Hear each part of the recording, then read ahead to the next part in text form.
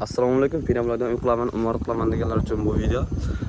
Hozirda bu pinamlarimiz Qashqadaryo shahar savzida ishlab chiqarilyapti. Qashqadaryo, Sharsavz, Kitob, Chiroqchi, Yakkabog', qolgan tumanlarga ham kelishilgan holda dastlabki qilib beramiz. Olingan g'ishtni tan narxini ichida dastlabki bepul dastlabki qilib beramiz uygacha. G'ishtning sifatini hozir bu videoda tanishtirib ko'rsataman. Birinchi o'rinda g'ishtning razmeri bunaqasiga 20 sm, bunaqasiga 30 sm balandligi.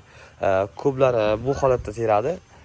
Bu holatda tergan sababi yaxshiroq, sifatliroq chiqadi imoratimiz.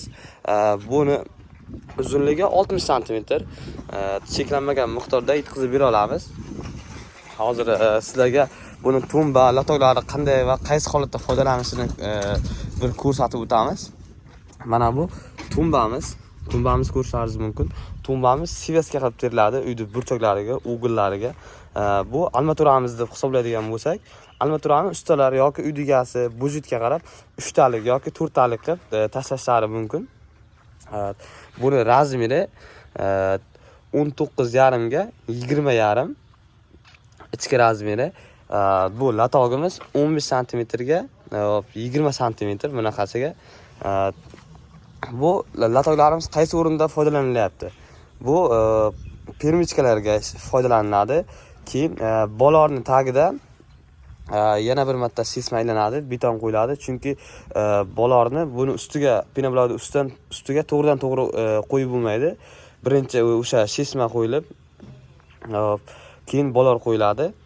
Sizlarga buni afzallik tomoni o'sha devorning ustida ustalarimizda bir kun yoki yarim kun vaqt ketishmaydi. Buni tayyor qolib, bu teriladi va ichiga beton yoki ya'ni sesma qo'yiladi, armatura tashlanib. Burchaklarga keladigan bo'lsak, burchaklarga mana shu holatda tumba qo'yiladi.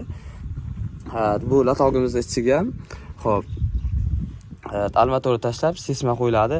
Buni sesma qo'yishdan oldin yoki permichkaga qo'yishdan oldin bu latoglarimizga suv urilib olinadi. Chunki biz to'g'ridan to'g'ri betonni buni ichiga qo'yganimizda bu quruq bo'ladi va betonning namligini tez o'ziga tortadi va betonimiz sifatsiz bo'ladi. O'shaning hisobiga bunga suv urib olsak, beton qo'yishdan oldin betonni namligini tez o'ziga tortmaydi va betonimiz sifatli bo'lishiga sababchi bo'ladi. Telefon nomerlarimiz murojaat uchun 97 587 30 40. Mana shu holatda bo'ladi.